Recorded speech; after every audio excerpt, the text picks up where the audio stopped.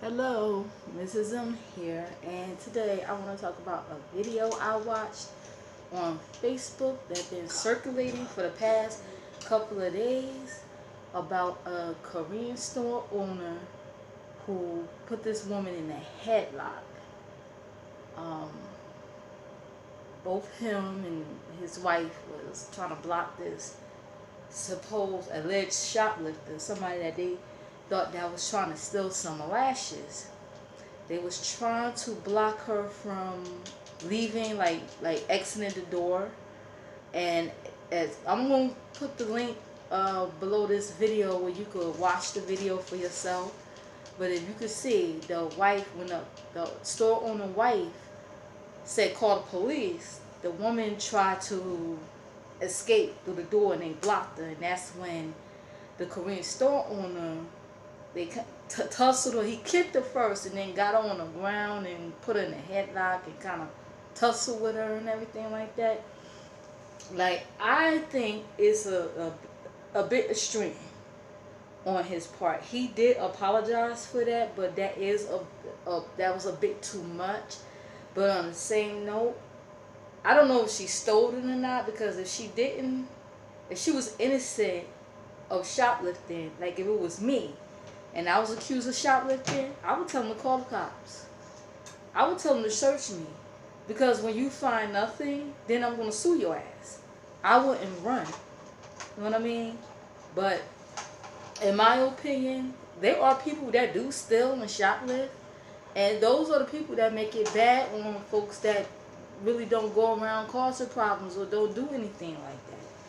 But what do you have to say about it, honey? Well, I think, yeah, it was a bit extreme for what he did.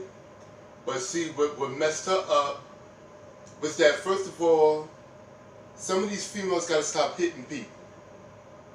Yeah, she did hit him first. She struck him. She shoved him because she was trying to escape try to run out the door, the exit.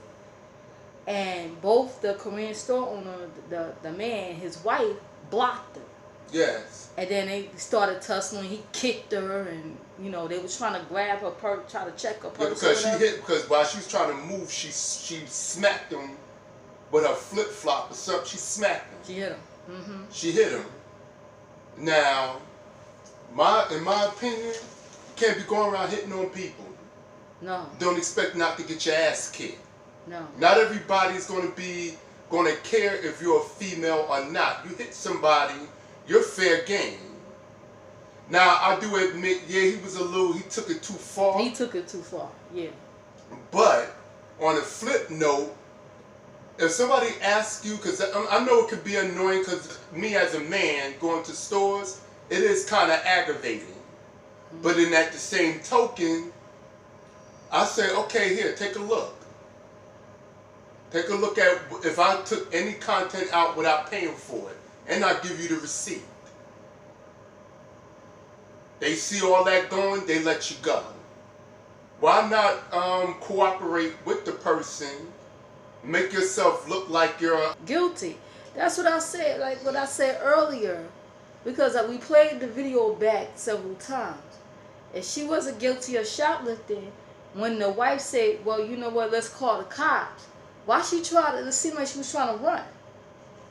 And I don't know if she got past warrants or something like that, but the fact is, you're in the neighborhood where there's other people that do be shoplifting in a black race.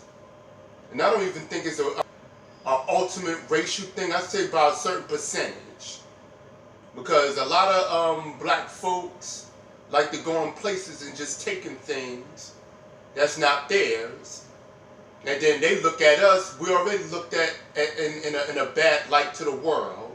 Why make it worse? Yeah, because I've done videos about, well, I think it was one particular video when we went to the beauty supply store over there downtown.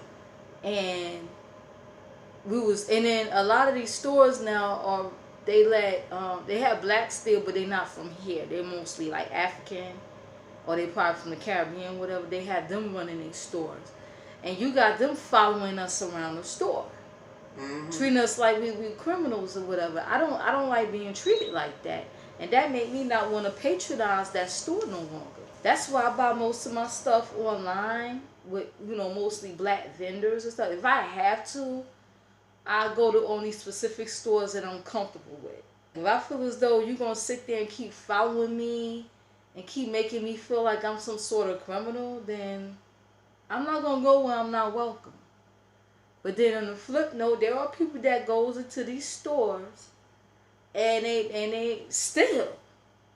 You know, y'all see videos of criminals doing little CSI, FBI shit, some Navy SEAL shit, stealing hair weaves. Hair weaves. I mean, like, these people look like they were military trained, stealing weave. So like Mission Impossible. It's people like that that just make it bad on the rest of us black folks. You know, I don't know. She allegedly, they said she allegedly stole some eyelashes that's like worth like $3-4, and I'm like, come on, no, come on. And eyelashes don't cost that much money. I know. It's like, if she did steal it, it's like, the fuck, really? Because you got chicks like that that make it bad for the rest of us or people in general. Mm-hmm. Now you want to say it's a total racial thing, and I don't really think it is. I think it's because when you have a business, and first off, to these foreigners, if you feel some type of way about us, don't come in our neighborhood selling us shit. Don't take our money and then treat us like shit. But then on the flip note, black people, preferably black women that go to these places to get their hairs and products, stop shopping there. If you could spend all that money on hair weave, you can take that money and create your own shop and put these people out of business. They do have black owned beauty supply stores, but I saw a documentary on it. I'm gonna try to find the links and put it below.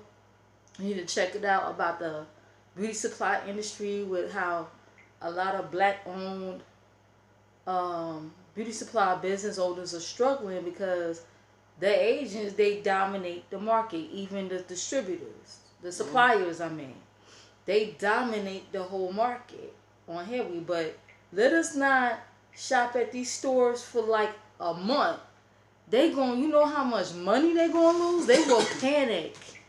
And they will have to treat us with some level of respect. But at the same time, it's these little nigglets that make it harder. And there was even a black-owned beauty supply store. They call him, I think, Mr. Remy. I think he was featured on Good Hair. He's a black-owned beauty supply store. Do you know these black chicks stole weave out of his shop? They stole hundreds and hundreds of dollars of weave. And he was a black owned. You know, so that's the problem right there. You know, you got these thieving mofos. And then remember that time, it happened like a year or two ago, where these black hair shop owners got shot. It's 2 different states. Oh yeah. Who got shot? They sold weave like online and stuff, and they was making a good profit off of it. Yeah. And they got shot. They got shot. They had a customer. Right? The customer bought the weave from them. That was her fiance, I think. They ran this business. His hair weaving business with, I think, his brother. So this customer placed another order again, and when they went, I think they went to meet up with her or something like that. Her partner, which was a female, killed them and stole their weave, stole from them, whatever. And it's like, that's fucked up. But see, the thing is, a lot of us could say that the world is keeping us down, and in some ways they are. But then it's not even a worse to keep somebody keeping us down is ourselves. Because I heard 2 occasions, I don't know exactly how the story goes, because it's like it's a blur, but I remember that 2 black hair shop owners, one in 2 different states, got shot up just for them to take weave. Stole weave from them. And not only they stole the weave, they took their life. They took their lives. So it's like you try to build up in your own community. It's starting to get that way. And then I sell art. I get people that not our race would pay you ahead of time before the stuff is even done. That makes you want to help that person. But, and I'm not saying all black folks do it, but it's more than I can count. They would try to either bargain with you or get something for nothing. Or nitpick little mistakes that you make. Or they say they don't want to pay for it. Yes. They make you do all that work, and they say, I don't like it, I don't want, I don't want to pay for it. It's like, you wasting time. When you could be working on a client that's willing to pay. Yes. But you try to help, you try to look a brother or sister out, and it's like they just shit all over you. It's like, well, I'm not going to pay for that because I don't want it. I mean, it's like, if black folks want to be treated respectfully, we need to first of all start respecting ourselves. We don't do that. A lot of us don't support each other. Even if it seems bizarre, we don't want to support each other. We want to, like, we got talent, but we will buy rap music from guys that's making us look like, talking shit about us on a sneak. Or actually doing it, but y'all spend all your money for that, but y'all won't spend on... Like, they'll buy...